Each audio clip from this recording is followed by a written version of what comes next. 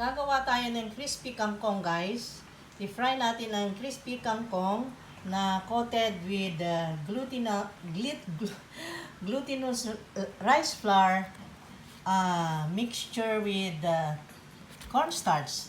Tapos lagyan natin siyempre ng timpla na salt and pepper. Okay, nandito na yung tubig. Timplahan na natin, guys. Okay, guys, ito na yung water natin. Lagyan natin muna ng 1 cup of cornstarch.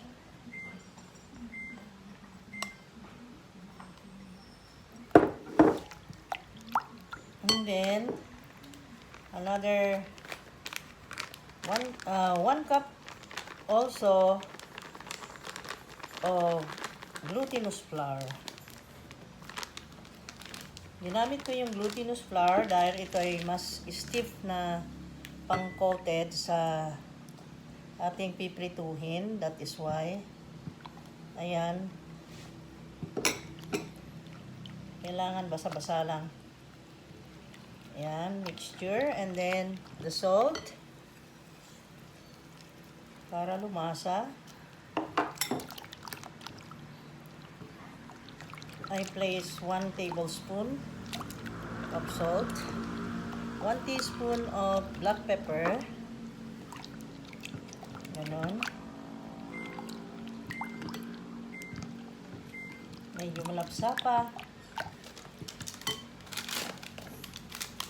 Konti pa.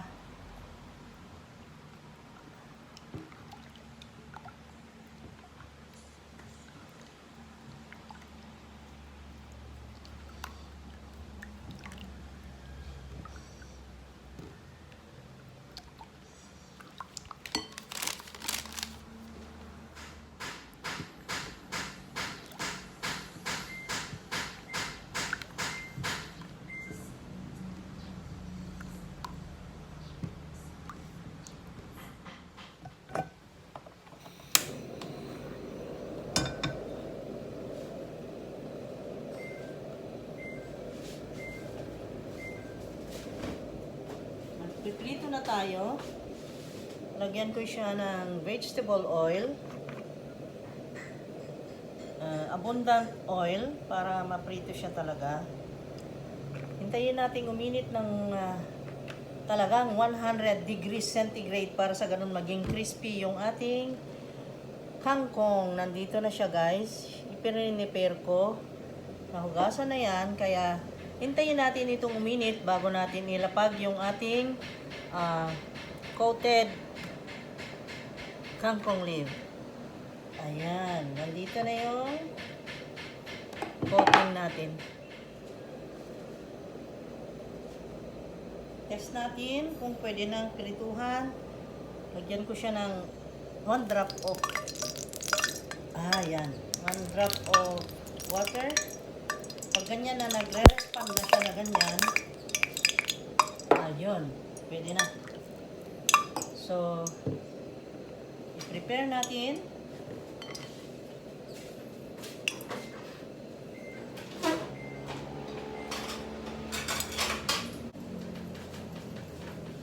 Usok-usok na, yes. Yan, so, try ko lang yung isa. Wow.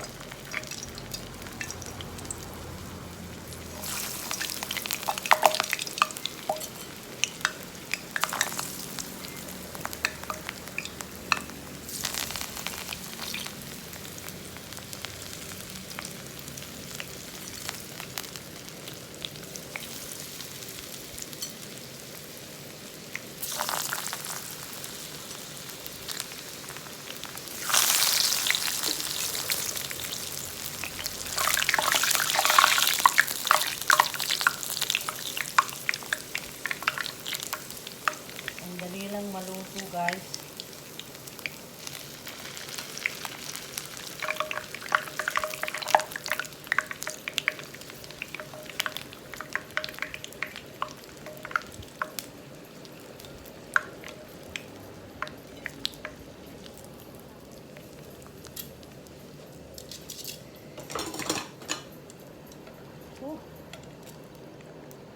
Yummy!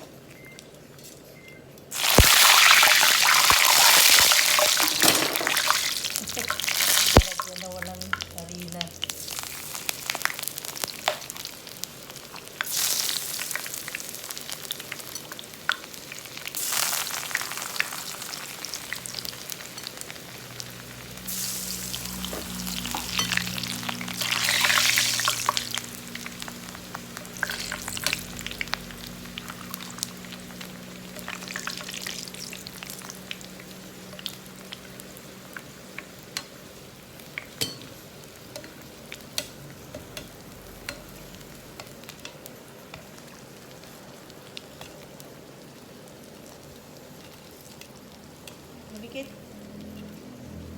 Ay, babe.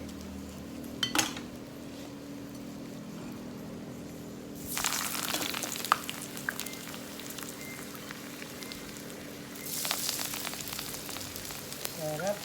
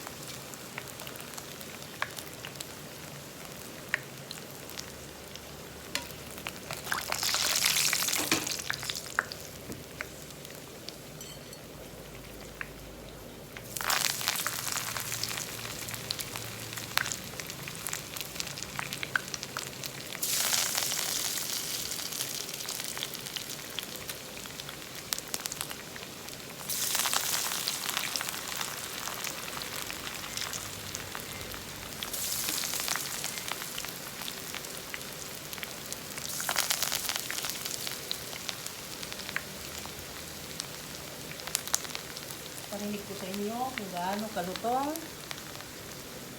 I will let you listen.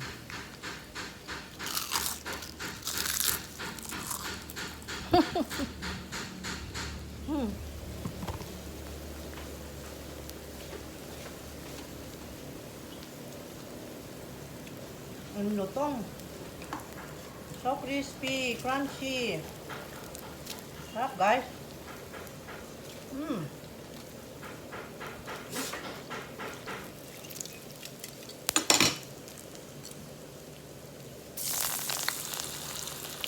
Pina-espesyal na kangkong, crispy kangkong. Pina-espesyal.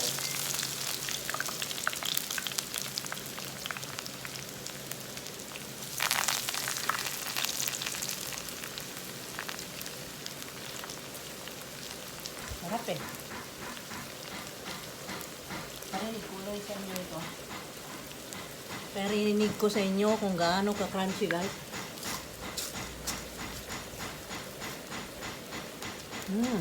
ASMR. At may nagpupukpok sa labas.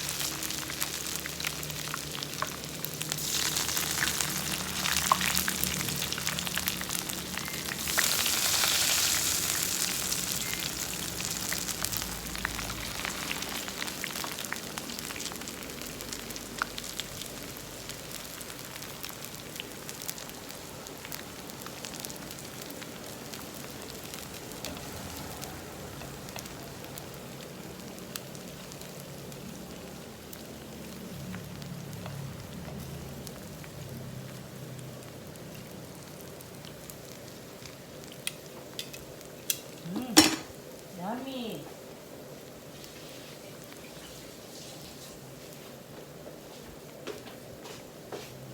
Ito na yung finished product, guys. At ang crunchy-crunchy, ang sarap-sarap.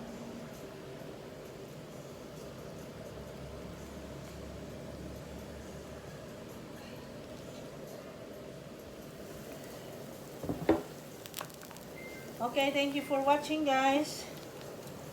Hope nagustuhan nyo itong crunchy kangkong ko. Crispy kangkong pala.